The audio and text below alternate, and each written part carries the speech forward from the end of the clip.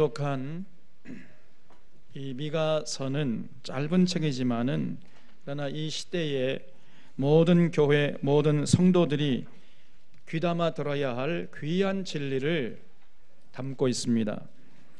오늘 말씀 1절 보면은 유다의 왕들 요담과 아하스와 히스기야 시대에 모레셋 사람 미가에게 임한 여호와의 말씀, 곧 사마리아와 예루살렘에 관한 묵시라 그랬습니다. 이 미가는 모레셋 사람이라는 거지요. 이 모레셋은 예루살렘에서 서북쪽으로 약 8km 정도 떨어진 조그마한 시골 농촌 마을이었습니다. 그러한 남유다의 조그마한 시골 출신이었던 미가가 하나님께 부르심을 받아서 그 당시에 남유다 왕들 요담과 아하스와 히스기야가 왕으로 통치하던 그 시대에 약 60년 동안 하나님의 말씀을 선포했습니다. 그래서 북이스라엘과 남유다의 수도였던 사마리아와 예루살렘에 하나님의 말씀을 선포했던 거예요. 우리나라로 하면은 문제가 되는 게 어디냐? 북쪽에는 평양이고 남쪽에는 서울이라는 거예요. 우리 광양은 전혀 문제가 없는데 서울이 문제예요. 서울 사람들이. 하나님이 아모스를 보내도 안 되고 호세아를 보내도 안 되니까 또 이번에는 미가를 보내가지고 이스라엘 향해서 회개를 외쳤던 것입니다. 그런데 미가는 이 하나님의 말씀을 전하는 방식이 조금 특이했어요. 2절을 보겠습니다. 백성들아 너희는 다 들을지어다. 땅과 거기에 있는 모든 것들아 자세히 들을지어다. 주 여호와께서 너희에게 대하여 정언하시되 곧 주께서 성전에서 그리하실 것이니라 그랬습니다. 여기 보면 미가가 외치기를 백성들아 들을지어다 그랬어요. 백성들아 듣되 자세히 들을지어다. 지금 미가는 그 사마리아나 예루살렘에 사는 높은 사람들, 왕이나 재판장이나 제사장 같은 그런 지도층에 가서 회개를 선포한 게 아닙니다.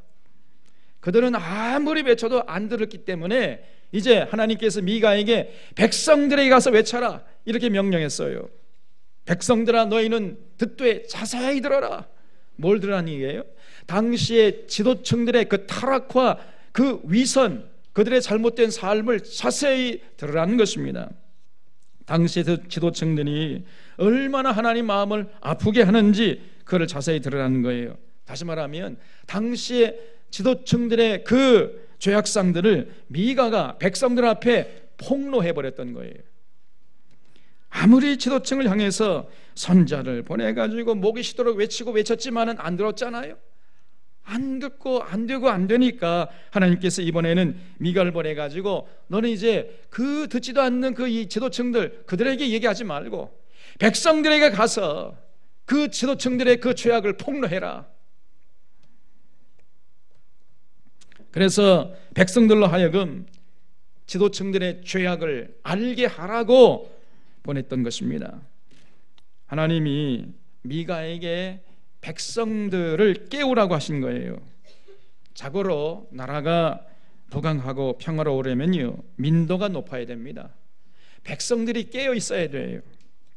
그래야 지도층들이 함부로 하지 않고 그래야 나라가 안정될 수 있는 것입니다. 백성들이 깨어 있지 않고 민도가 낮으면요 그러면 지도층들이 백성들을 우습게 알고 함부로 권력을 남용하고 법을 남용해가지고 백성들 위에 군림하는 거예요.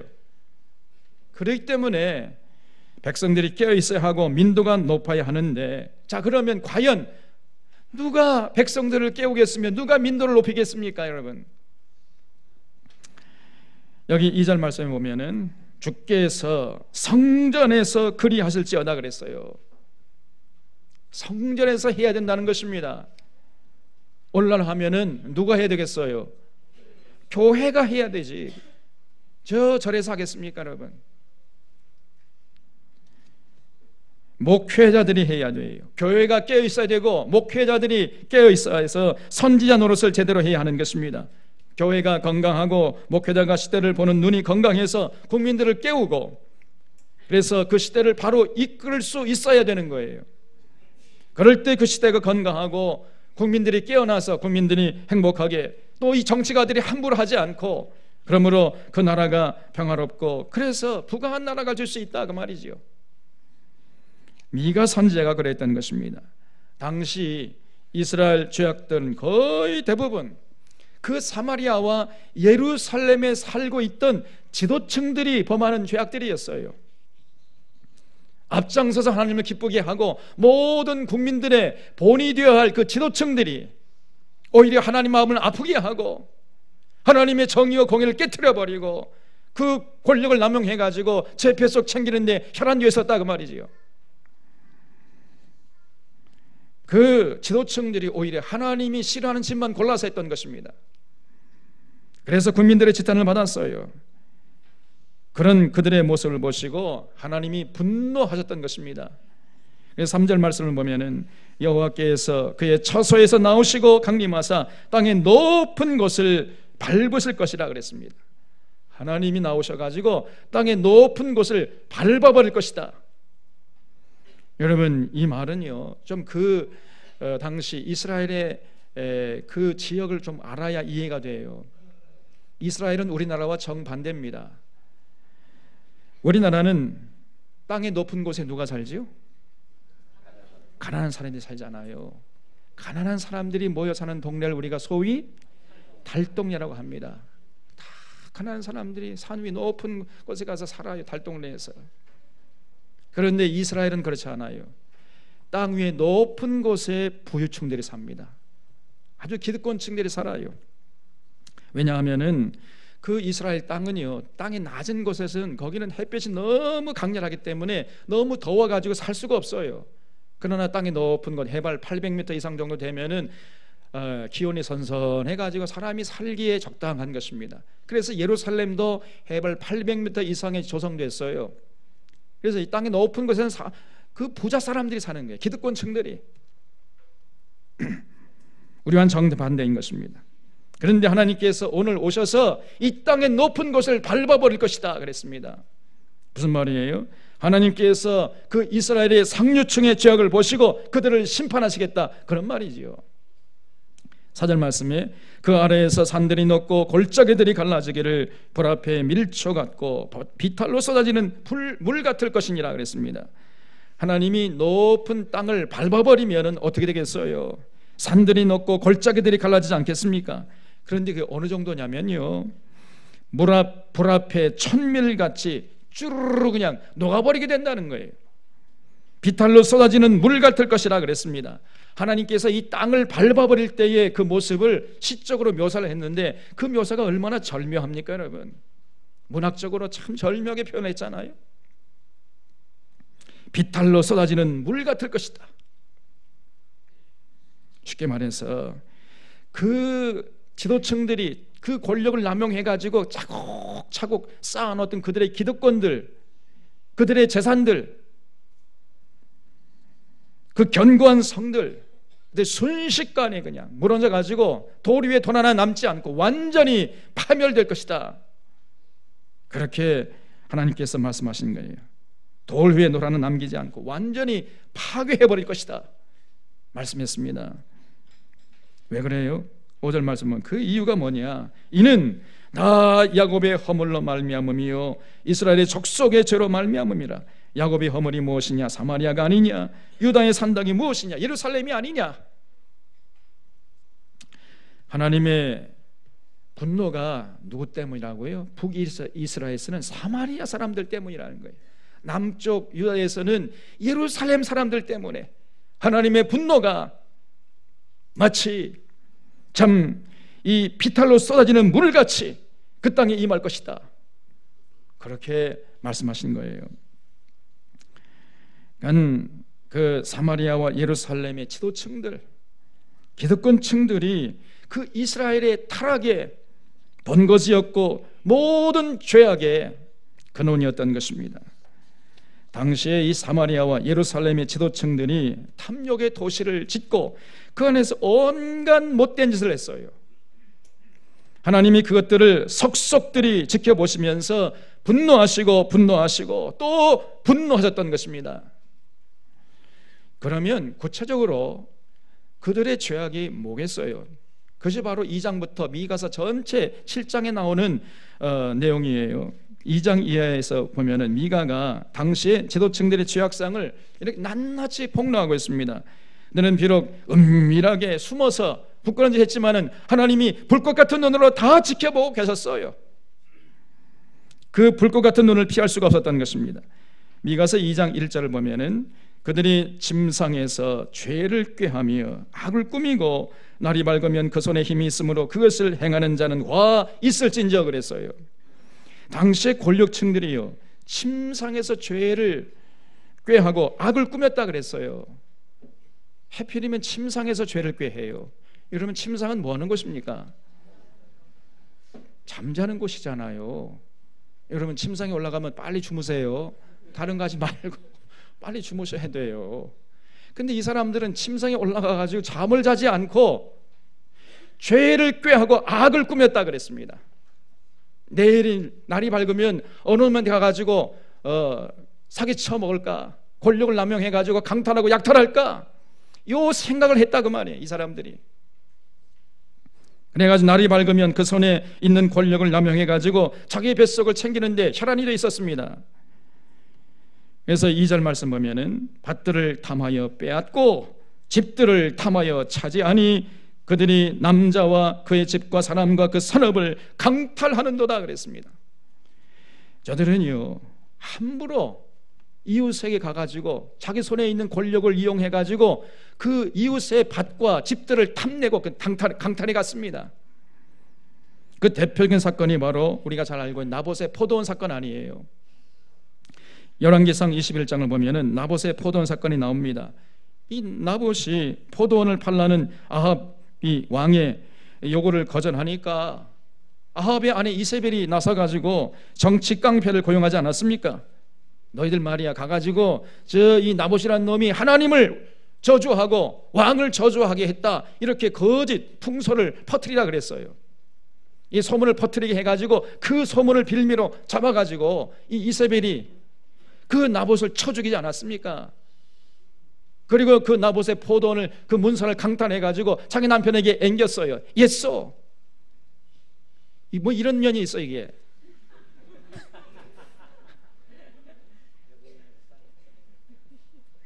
나쁜 여자 아닙니까? 권력을 남용해가지고 누구나 똑같잖아요.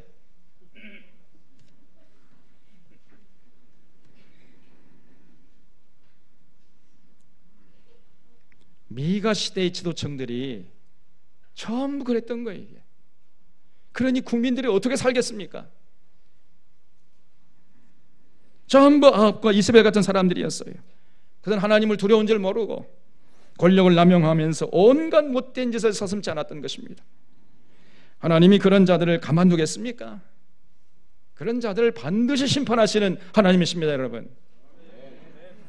오늘 이 시대에도 그 손에 힘이 있어서 마음만 먹으면 뭐든지 할 수 있는 사람들이 있어요. 저는 이번에 국정감사 그 청면을 보면서 보안 손님이라는 그 말을 처음 들었어요. 난생 처음으로. 글쎄 보안 손님이 있답니다. 보안 손님 뭔지 모르시죠? 청와대를요 아무런 검문 검색을 받지 않고 마치 자기 집 드나드는 것처럼 마음껏 드나들 수 있는 사람이 보안 손님이래요. 글쎄 부럽지요? 여러분 절대로 부러우면 안 됩니다. 그런 사람을 하나님이 제일 싫어하시고 제일 미워하시고 제일 분노하시는 거예요. 그런 삶을 사느면요 그 사람은 하나님의 분노를 자처하는 어리석은 사람인 것입니다. 여러분 절대로 우리 사랑하는 성도들은 그런 사람들을 부러워하지 않기를 바랍니다. 이거 봐요.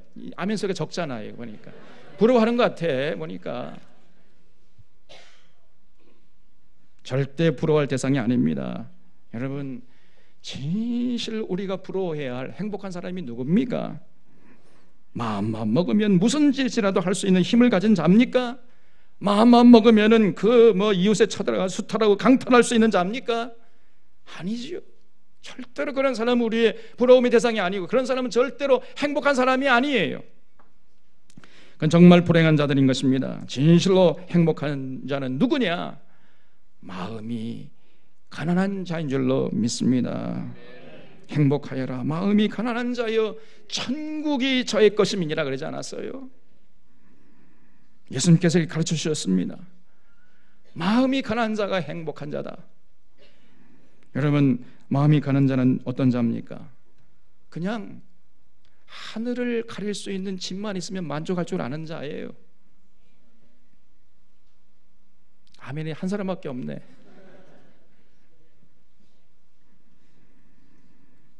하늘을 가릴 수 있는 집만 있으면 만족할 줄 아는 사람, 그저 양심을 외면하면서까지 자기 유익을 굳지 않는 사람, 그런 사람이 마음이 가난한 사람입니다. 그저 땀 흘려 일할 곳이 있으면 만족하고 거기서 자기 일에 최선을 다하고 그것으로 행복할 줄 아는 사람, 이런 사람이 마음이 가난한 자예요. 그런 사람은 이미 행복한 사람인 것입니다. 그런데 당시의 지도층들은 그렇지 않았다는 것이죠. 그들은 권력을 남용하면서 불행하게 살았습니다. 그래서 미가가 그런 불행한 삶을 돌이키라고 아무리 그들에게 가서 외쳤지만 그들은 들으려고 하지 않았어요. 오히려 그저 귀를 막고 이를 갈고 달려들어서 하나님의 버린 선지자를 핍박했던 것입니다. 2장 6절을 보면은 그들이 말하기를 너희는 예언하지 말라, 이것은 예언할 것이 아니거늘 욕하는 말을 그치지 아니한다 하는도다 그랬습니다. 당시의 지도층들이 미가의 선포를요 아주 기분 나빠했다는 거예요. 자신들에게 욕하는 것으로 들었습니다. 기분 나빠하면서 하나님 버린 선지자를 핍박했어요. 예언하지 못하도록 했다는 것입니다.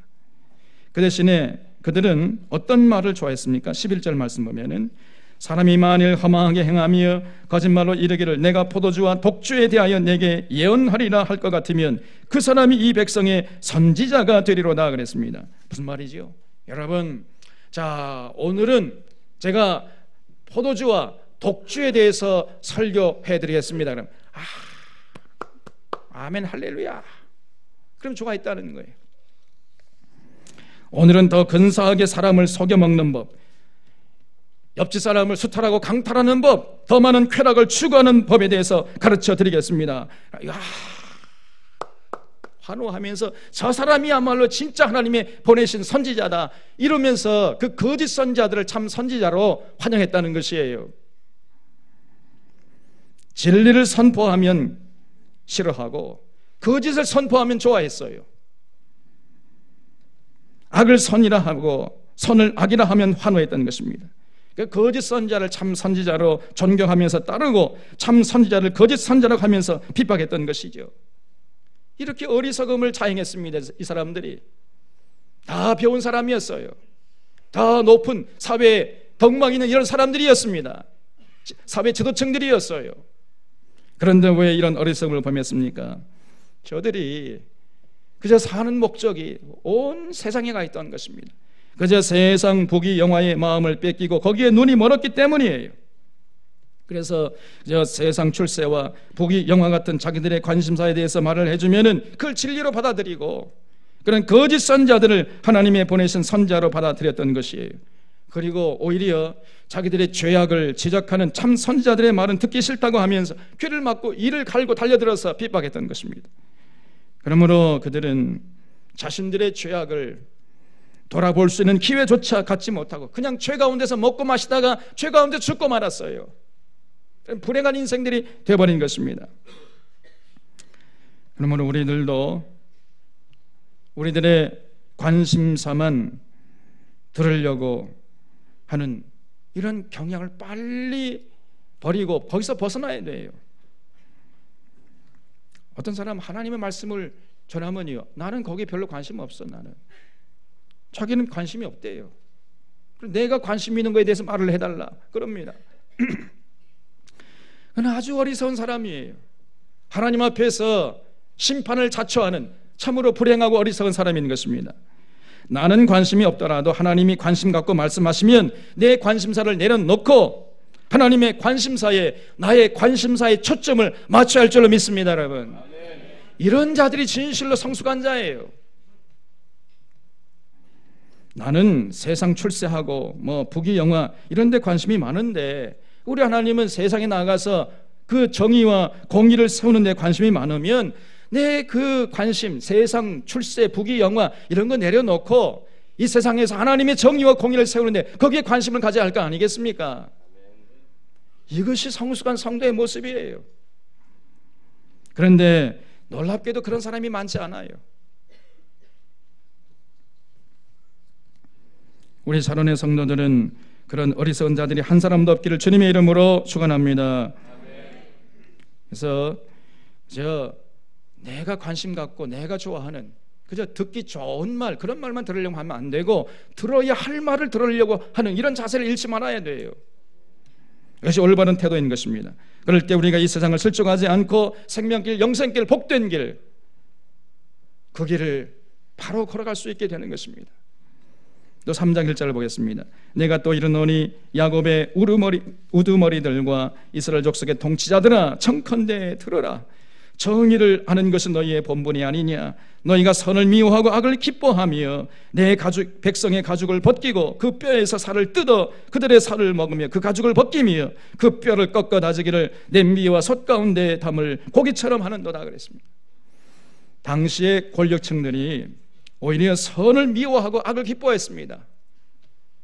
백성들 위해 군림하면서 권력을 남용해가지고 온갖 수탈하고 강탈을 자행했어요. 목자가 양을 치면은 그 목자는 양을 친 대가로 그 양의 털과 그 우유를 먹을 수 있는 권리는 생겨요. 그래서 뭐 양의 털을 깎아가고 양의 우유 먹는 거 얼마든지 용납할 수 있습니다. 그럴 권리가 있습니다만, 그러나 아무리 목자라 할지라도 양의 피를 내고 가죽을 벗겨버릴 그런 권리는 없는 것입니다. 그러면 양이 죽어버리잖아요. 그러면 안 되지 않습니까, 여러분? 그런데 당시에 그 기독성층들이 그 피를 내고 가죽을 벗겨서 살을 뜯어 먹었다는 것이, 이것이 당시 권력층들이었던 것입니다. 자, 그러면 정치인들은 그러다 치고 당시에 선지자들은 어떠했습니까? 하나님의 말씀을 선포해야 할 선지자들은 어떠했습니까? 5절 말씀을 보면은 내 백성을 유혹하는 선지자들은 이에 물 것이 있으면 평강을 외치나 그 입에 무엇을 채워주지 아니하는 자에게는 전쟁을 준비하는도다 그랬습니다. 당시 이 거짓 선지자들이 많았어요.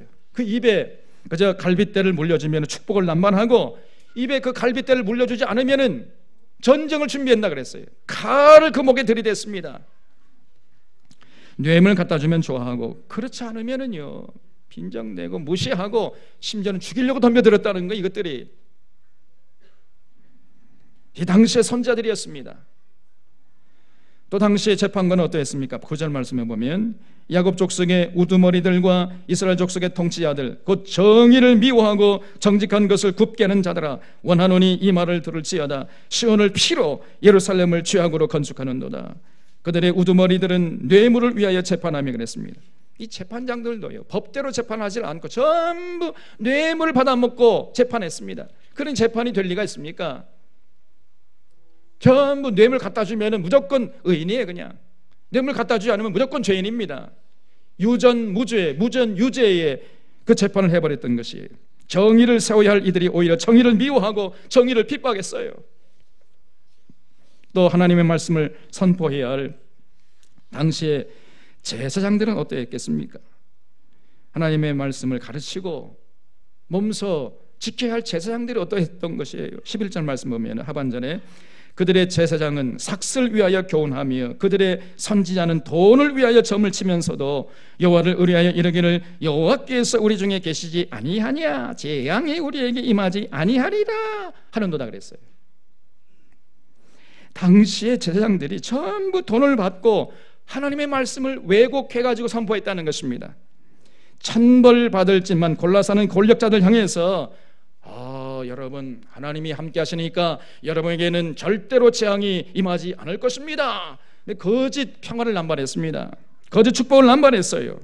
지금 아수르 군대가 사마리아 성 코앞에까지 지금 진출해 있는데 재앙의 먹구름이 지금 다가오고 있는데 입만 열면은 하나님이 우리와 함께 하시니까 이 땅에는 평화가 사라지지 않을 것입니다. 거짓말로 이 축복을 남발했어요. 이렇게 사마리아와 예루살렘의 제사장들이, 지도층들이 전부 타락했던 것입니다. 이처럼 미가는 예루살렘과 사마리아의 지도층들을 백성들 앞에 고발했던 것이에요. 미가 당시의 정치 지도자들, 종교 지도자들이 전부 한 통속이었습니다. 전부 커넥션도 있어요, 여러분. 한 독성이 돼가지고 백성들을 강탈하고 수탈하는데 혈안이 되어 있었던 것이에요. 하나님을 믿지 않은 사람들이 그러했다면은 뭐 그럴 수도 뭐 있겠지 이렇게 생각할 수 있겠습니다만, 이 사람들 전부 하나님을 믿는 사람들 아니었습니까? 누구보다도 하나님을 앞장서 섬겨야 할 사람들이, 그런 지도층들이 하나님을 섬기기는커녕 하나님이 싫어하지만 골라서 했던 것이에요. 이방인들도 하지 않는 이 악독한 짓을 서슴없이 저질렀던 것입니다. 그래서 하나님께서 그 미가서 7장 2절 이하에서 이렇게 탄식하고 있어요. 경건한 자가 세상에서 끊어졌고 정직한 자가 사람들 가운데 없도다. 무리가 다 피를 흘리려고 매복하며 각기 그물로 형제를 잡으려 하고 두 손으로 악을 부지런히 행하는도다. 그 지도자와 재판관은 뇌물을 구하며 권세자는 자기 마음의 욕심을 말하며 그들이 서로 결합하니, 전부 한통속이라는 거예요. 다 짜고 치는 고스톱입니다, 여러분. 그들의 가장 선한 자라도 가시 같고 가장 정직한 자라도 찔레 울타리보다 더하도다 그랬습니다. 권력자와 재판장과 제사장들이 전부 다 한통속이고 전부 타락했습니다. 그 중에 가장 선한 자라 할지라도 가시 노릇을 했다는 거예요.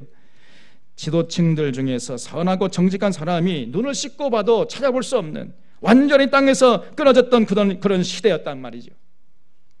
이런 모습을 보시고 하나님이 어찌 근심하지 않겠습니까? 어찌 탄식하지 않겠으며 어찌 그 나라를 망하지 않도록 가만히 내버려 두겠습니까? 하나님이 이 미가 선지자를 통해 가지고 나라가 망하는 이유를 말씀해 주신 거예요. 나라가 망하는 이유가 어디 있습니까, 여러분? 시골 농부가 농사 잘못 지어서 망하는 것이 아니고 지도층들이 다 썩고 부패해서 나라가 망한다는 것입니다. 외부의 적이 강해서 망하는 것이 아니라 내부의 부패에 의해서 나라가 망하는데, 그 내부의 부패는 국민들이 부패해서가 아니라 지도층들이 다 부패해서 망한다는 것이에요. 그러니 여러분, 그런 지도자들을 머리에 이고 있는 당시의 국민들이 얼마나 고통스러웠겠어요. 여러분, 이 지도층이 잘못되면 죄 없는 국민들만 고통을 당하는 거 아니겠습니까? 지금 우리가 얼마나 고통스럽습니까, 여러분? 별로 고통스럽지 않아요? 하루하루가 고통스럽지 않습니까, 지금? 요즘 우리가 그런 것이에요. 그러니 당시의 백성들은 얼마나 했겠습니까? 올곧은 지도자가 빨리 나타나서 자기들을 좀 다스려 달라고 그 하나님께 간구하지 않았겠습니까? 타는 목마름으로 하나님, 정말로 하나님이 보내신 진정한 지도자를 좀 보내주시옵소서, 그런 지도자가 이 나라에 서서 우리들을 다스려 주시옵소서, 이렇게 간구하지 않았겠습니까? 지도층들이, 당시에 사람들, 지도층들이 전부 우는 사자 같고 그 앞에 가기만 하면 나만 하는 것이 없는 저녁 이리 같은 사람들이었다는 것이에요. 그렇기 때문에 당시의 백성들이 정말 선한 목자, 그런 건강한 통치자를 애타게 갈망하고 있었던 것입니다. 오늘 우리가 올바르고 건강한 지도자를 간구하는 것처럼 그들도 그런 건강한 지도자를 간절히 원했던 것이에요. 그래서 미가가 하나님의 말씀을 받들어서 미가서 5장 2절에서 이렇게 말씀했습니다. 에브라임 베들레헴 에브라다야, 너는 유다 족속 중에 작을지라도 이스라엘을 다스릴 자가 네게서 네게로 나올 것이라. 그의 근본은 상고에 영원에 있느니라 그랬습니다. 하나님께서 이스라엘을 다스릴 진정한 메시아, 진정한 통치자, 진정한 지도자를 보내주신다는 거예요. 정말 건강하고 성실하고 올곧은 그 가치관을 가진 진정한 통치자를 보내주실 것이다 약속했어요. 그런데 그분이 어디서 탄생하신다고요? 베들레헴, 아무도 주목하지 않는 저 시골 깡촌 베들레헴에서 남유다에서 가장 작은 고을이었던 그 베들레헴 에브라다에서 하나님의 보내신 메시아가 탄생하실 것이다. 이렇게 예언한 사람이 미가 선지자예요. 여러분, 하나님이 보내시는 참 지도자는요, 저 화려한 서울에서는 탄생하지 않습니다. 저 화려한 도시 사마리아나 예루살렘에서 나오는 것이 아니고 가장 그 깡촌이었던 베들레헴 에브라다에서 나온다는 거예요. 지금도 이 베들레헴에 가보면요, 정말 그야말로 깡촌이에요. 깡촌 중에 깡촌입니다. 아주 가난한 사람들이 모여 사는 동네예요. 거기에 비하면 예루살렘은 정말 삐까뻔쩍합니다. 그 당시에 내노라는 사람들이 전부 모여 사는 곳이 예루살렘이었어요. 그런데 그런 예루살렘에서는 하나님의 보낸 지도자가 나오지 않고 사람들이 주목하지 않고 가난한 사람들이 모여 사는 그 베들레헴에서 하나님의 진정한 지도자가 탄생할 것이다. 이렇게 말씀하신 거예요. 그래서 원래 사람이 올곧은 사람이 되려면은요, 시골에서 살아야 될 줄로 믿습니다. 도시의 삶은요, 사람이 사람답지 못하게 변질되어 버려요. 원래 시골이 하나님의 뜻이고 도시는 하나님의 뜻이 아닌 것입니다. 청년들 잘 들어요. 자꾸 왜 도시로만 가려고 그래요? 우리 아들부터, 아들 어디 있어요?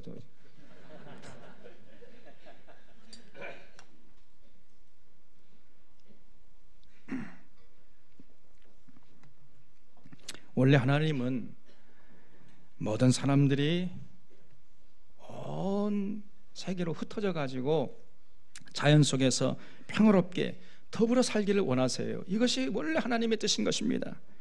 그래서 집중해 가지고 도시를 만들어서 한 곳에 모여 살면요, 굉장히 많은 문제들이 생기는 거예요. 그 옛날 하나님이 바벨탑을 만드는 모습을 보시고 그 언어를 혼잡케 해 가지고 전부 흩어버렸잖아요. 여러분, 이 도시화가 되면요, 굉장히 많은 일들이, 문제들이 생기는 것입니다. 사람들이 교만해지고 사람들이 타락해지는 거예요. 그리고 게다가 죄에 물든 사람이 권력을 잡게 되잖아요. 권력을 잡고 하나님 대신 자기가 하나님이라 하면서 자기를 섬기라 그러고 그 권력을 남용하게 되는 것입니다. 그러면은 많은 사람들이 불행해지는 거예요. 권력 자체가 사실은 필요악이에요. 사실은요, 권력이 없어져야 되는 것입니다. 사람이 똑같은 사람인데 사람 위에 사람이 서가지고 사람을 다스리게 되면은 불행해지는 것이지요. 그래서 죄에 물든 사람이 권력을 잡는 건 하나님이 원치 않으신 거예요. 반드시 그러면은 그 사람이 권력을 남용하기 때문에 하나님께서 원치 않았어요. 그래서 그 옛날 이스라엘 백성들이 왕을 세워달라고 할 때 하나님께서 사무엘에게 말씀했잖아요. 저들이 원하는 거 그래 들어주라. 그 대신에 만약에 사람이 왕이 돼가지고 권력을 잡고 너희들을 통치하면 그 왕이 너희들에게 세금을 많이 매겨가지고 너희들의 재산을 다 강탈해 갈 것이다. 그래도 좋겠느냐고 한번 물어보기나 해라. 그 왕이 권력을 남용해서 너희들의 아들들 다 잡아가지고 군사로 부려먹을 것이다. 너희들 딸들 잡아가지고 전부 다 한 해로 부려먹을 것이다. 그래도 좋겠느냐고 한번 물어보기나 해라. 이렇게 말씀했어요. 그러니까 그 사람의 손에 권력을 주지 말라는 것이었어요. 그런데 이 이스라엘 백성들이 어리석게도 그래도 좋사오니 우리에게 왕을 세워 주시옵소서 이렇게 나왔던 것이에요. 이 어리석은 이스라엘 백성들이. 그래서 자기들이 세운 그 왕의 그 권력 남용으로 인해서 그렇게 불행한 삶을 살았던 것입니다. 통탄해서는 노릇 아닙니까, 여러분? 그러므로 우리들이 이 땅에서 행복하게 살기 위해서는요, 가급적 도시를 만들지 말아야 돼요. 하나님은 자연을 만드시고 악마는 도시를 만들었다는 이런 얘기가 있습니다. 인간이 자연을 떠나면 필연적으로 악해지는 거예요. 그러므로 자연 속에서, 전원 속에서 더불어 사는 것이 얼마나 행복한 것인지 여러분, 우리 사랑하는 성도들은 뼛속 깊이 새길 수 있기를 바랍니다. 우리가 이렇게 자연 속에서, 전원 속에 산다는 것 이 자체가 행복이에요. 여러분, 더 이상 바라지 마세요. 그리고 우리들이 행복하게 살기 위해서는요, 하나님과 우리 사이에 가급적이면 중간에 사람이 없어야 돼요. 사람이 권력 잡고 하나님 대신 우리를 통치하면요, 우리가 불행해진다 그 말이에요. 하나님과 우리 사이에 죄에 물든 사람이 권력 잡고 하나님 대신 우리를 통치하면 그만큼 불행하고 소외되는, 그리고 생명이 시들어가는 이런 사람들이 생기는 것이에요. 그렇기 때문에 우리의 원하는 바는 타락한 사람의 통치가 아니라 하나님의 통치를 직접 받으면서 사는 것입니다, 여러분. 그러면 그 사회는 가장 행복하고 정말 아름답고 사람이 사람답게 사는 세상이 돼요. 우리가 그런 세상을 일명 천국이라 하는 것이에요. 하나님이 통치하는 나라, 천국. 그래서 우리가 천국을 소망하는 것입니다. 그런데 이 어리석은 이스라엘 백성들이 하나님의 통치를 거부하고 사람의 통치를 받으면서 불행하게 살았던 것이에요. 오늘도 마찬가지 아닙니까? 결국 우리나라의 문제가 뭡니까? 지도층이 문제예요. 지도층이.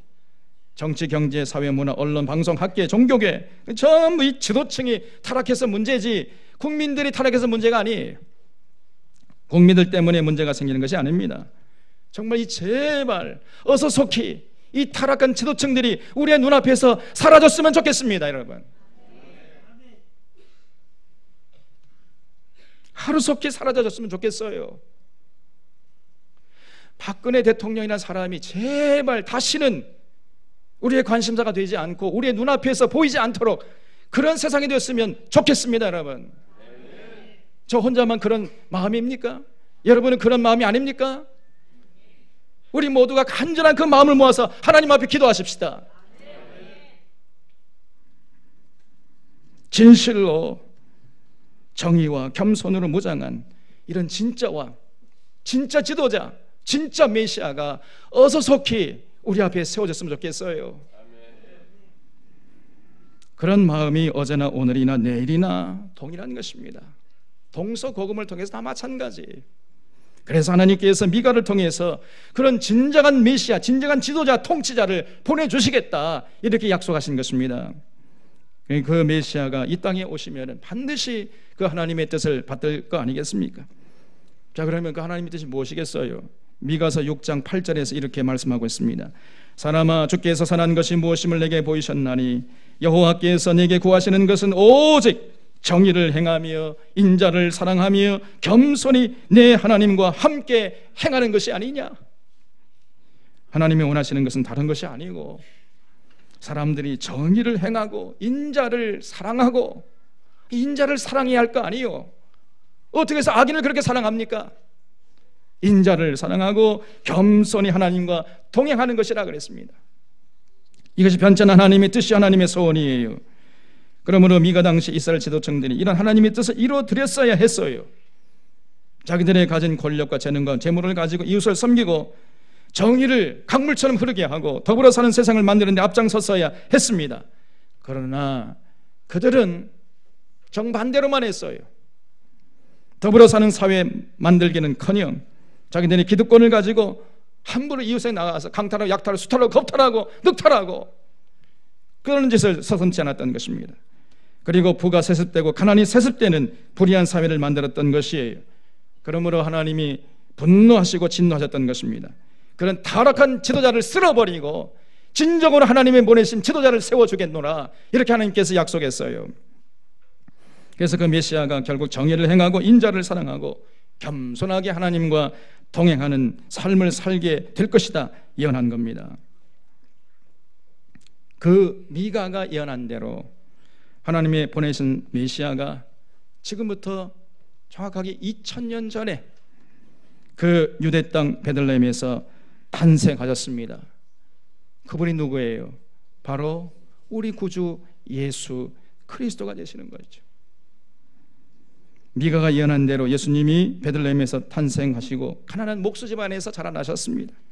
누가복음 2장을 보면은 아기 예수님이 탄생하신 지 처음으로 예루살렘 성전에 올라가서 제사 드리는 장면이 기록되어 있는데 거기 보면은요, 보통 좀 돈이 있는 부잣집 애기들은요 그 제사 드릴 때에 양을 잡아가지고 제사 드렸는데 예수님의 가정은 양을 잡아 드릴 돈이 없어가지고 비둘기 2마리 잡아가지고 제사 드렸다고 했어요. 무슨 말입니까? 그 예수님의 가정이 아주 가난했다는 거예요. 가난한 집에서 태어나셨습니다. 그러나 그 마음만큼은 부요하고 맑게 밝게 내면이 건강한 사람으로 자라셨던 것이에요. 그래서 누가복음 2장 40절 말씀에 보면은 아기가 자라며 강화해지고 지혜가 충만하며 하나님의 은혜가 그 위에 있더라 그랬습니다. 그리고 예수는 지혜와 키가 자라가며 하나님과 사람에게 더욱 사랑스러워 가시더라 말씀했습니다. 이렇게 아주 어렸을 때부터 내면이 건강한 인격으로 이렇게 올곧게 성장하셔서 예수님은 정말 불평부당한 삶을 사셨습니다. 그 누구에나 아부하지 않았어요. 권력이 있다 해가지고 그 앞에 무릎을 꿇고 죽은 노릇하지 않았습니다. 그리고 힘없고 빽없다고 해가지고 아무도 무시하지 않았습니다. 정의를 행하고 인자를 사랑하고 겸손하게 하나님과 동행하시지 않았습니까? 예수님의 삶이었어요. 정말로 그 이사야가 예언하는 대로 참된 메시아의 모습을 남김없이 우리에게 보여주었던 것입니다. 미가와 동시대에 활동한 이사야도 예수님에 대해서 예언했는데 그 이사야 9장 6절 말씀에 보면은 이렇게 예언하고 있어요. 이는 한 아기가 우리에게 낳고 한 아들을 우리에게 주신 바 되었는데 그 어깨에는 정사를 메었고 그의 이름은 기묘자라 모사라 전능하신 하나님이라 영존하시는 아버지라 평강의 왕이라 할 것입니다. 그 정사와 평강에 더함이 무궁하며 또 다윗의 왕자와 그의 나라에 군림하여 그 나라를 굳게 세우고 지금 이후로 영원히 뭘 가지고 통치하신다고요? 정의와 공의로 그것을 보존하실 것이라 그랬습니다. 만군의 여호와의 열심히 일을 이루시리라 그랬어요. 이 이사야의 예언대로 예수님께서 오셔서 정말로 정의와 공의로 세워지는 영원한 나라를 굳게 세우셨던 것이에요.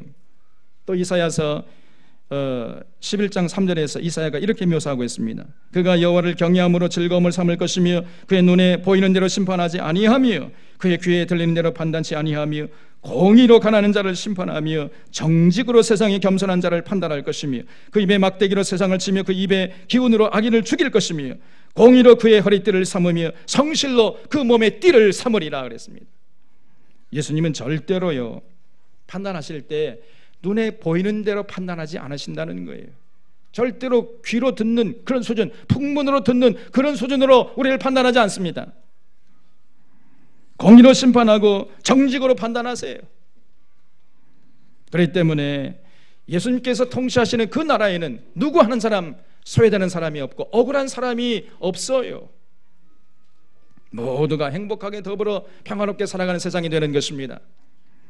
그렇기 때문에 예수님이 통치하시는 나라는 완벽한 사랑과 정의의 나라가 된다.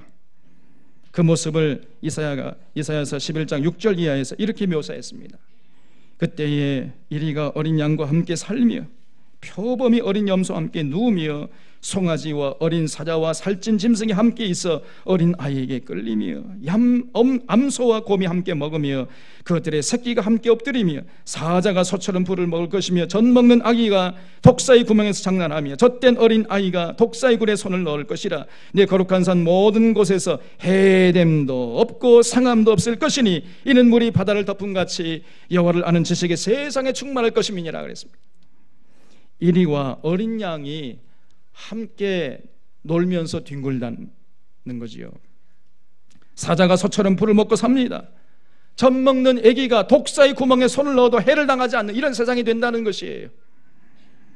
아무도 해치지 않고 아무도 군림하지 않고 모든 사람들이 서로 사랑하면서 정의를 세워나가고 서로 더불어 사는 이런 세상을 위해서 헌신하는 이런 세상이 된다는 거예요.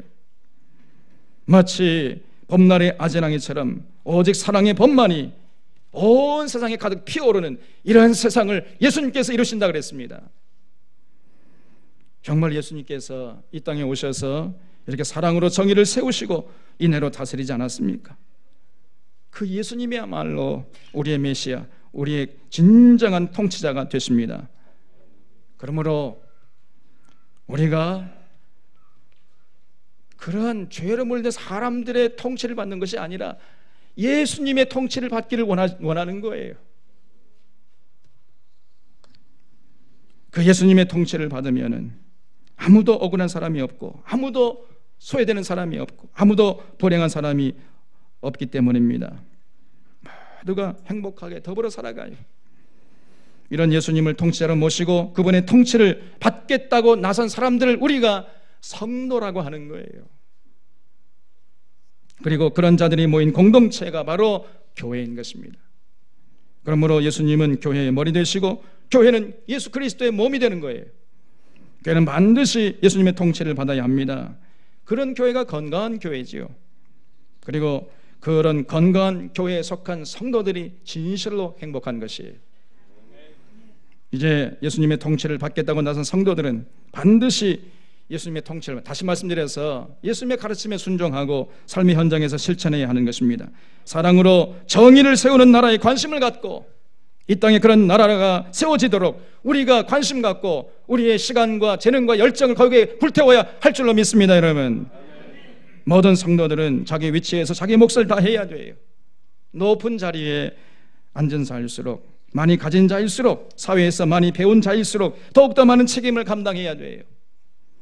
내가 사회에서 많은 혜택을 받았으니까 그만큼 사회적인 책임을 더 많이 기쁨으로 감당하겠습니다. 이런 자세를 우리가 하나님 앞에 보여드려야 하는 것입니다. 이것이 온전한 성도의 모습이에요. 만일 판사나 검사가 공정한 재판을 하지 않고 돈을 위해서 재판한다면 그 사람은 판사나 검사가 아니고요, 강도입니다. 만일 의사가 환자의 병을 고쳐주기 위함이 목적이 아니고 돈이 목적이라면 그 사람은 의사가 아니고 강도예요. 식당에서 음식을 만들어 파는 이 음식 주인이 오직 그저 돈이 목적이라 한다면 그 사람도 사실은 하나님 앞에서 강도입니다. 식당 주인이 아니에요.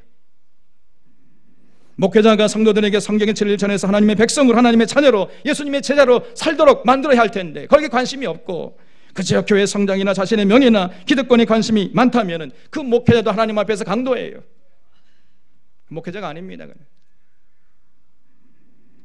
미그 당시에 하나님의 분노를 샀던 선지자나 제사장 같은 사람들인 것입니다. 그렇기 때문에 우리가 자신을 돌아봐야 돼요.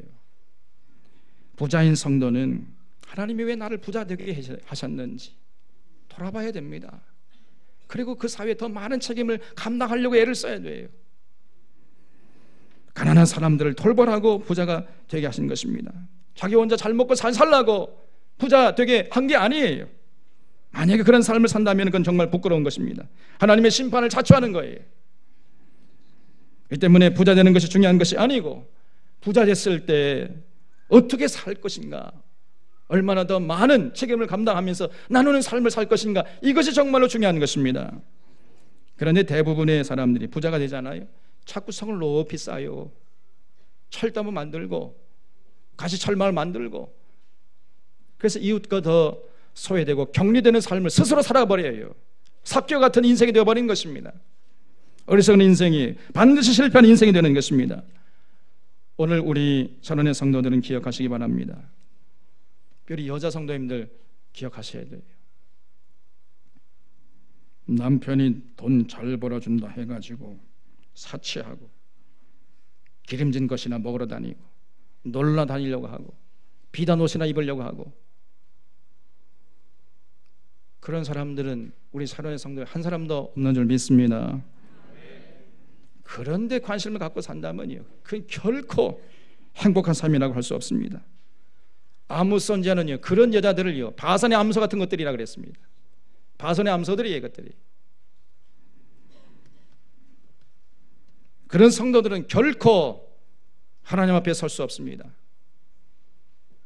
하나님의 마음을 기쁘게 할 수가 없어요. 여러분, 가정은 고급 가구로 채우는 것이 아니고 주님의 사랑으로 채우는 것입니다. 하나님을 사랑하고 이웃을 사랑하고 세상의 정의를 실천하겠다는 그 거룩한 마음으로 그 가정을 채워나가는 것이에요. 그런 가정이야말로 진실로 행복한 가정이요, 하나님의 기쁨이 되는 가정인 것입니다. 그리고 교회 강단에서는 이런 말씀들이 끊임없이 울려 퍼져야 돼요. 이 사회와 이 역사를 직시하면서 거기서 세상의 빛과 소금이 되도록 성도들을 이끌어야 할 책임이 교회 지도자들에게 있는 것입니다. 그저 기복신앙이나 부추기고 그저 신비주의 이적과 표정이나 보여주고 하나님의 음성을 들었다느니 하나님의 직동 계시를 받았다느니, 이러한 신비주의로 끌고 가는 이런 교회, 그런 지도자는 전부 다 타락하고 병든 교회예요. 병든 지도자들이에요. 그리고 그런 병든 교회들이나 지도자들이 많아질 때 하나님이 분노하시고 그 나라 그 사회는 하나님의 심판을 면치 못하게 되는 것입니다. 그럼 우리 사랑하는 성도들 꼭 기억하십시오. 교회의 능력과 권위는 교회의 규모에 달려있지 않습니다. 얼마나 많은 사람들이 교회당에 나오는가, 얼마나 큰 예배당을 소유하고 있는가, 그 교회 예산이 얼마나 되는가, 하나님은 여기 절대로 거기 관심 없어요. 거기에 교회의 능력이 달려있지 않습니다.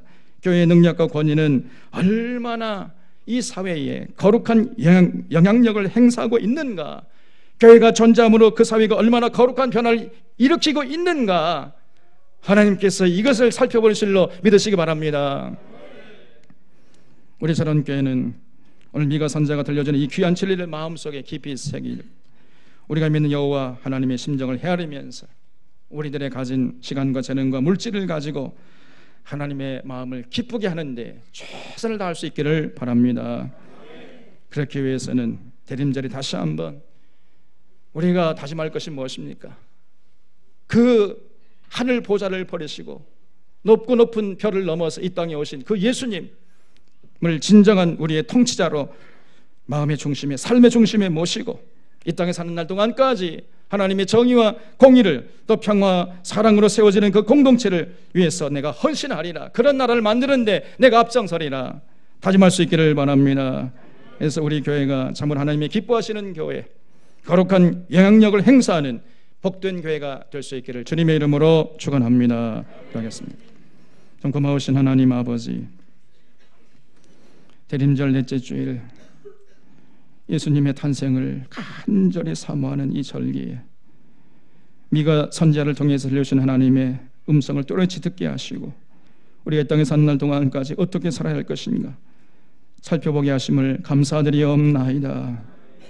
곧 오소서 임마누엘, 진정한 하나님의 보신 통치자가 오셔서 우리를 다스려 주시옵소서.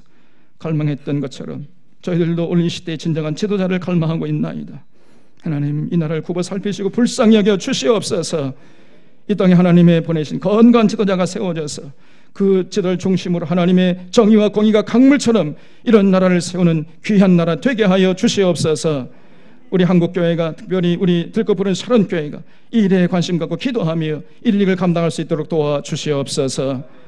사랑하는 우리 서른의 모든 성도들, 어지러운 세상 산날 동안까지 온전히 주님 손에 부탁드리오며 예수님의 이름으로 기도하옵나이다. 아멘.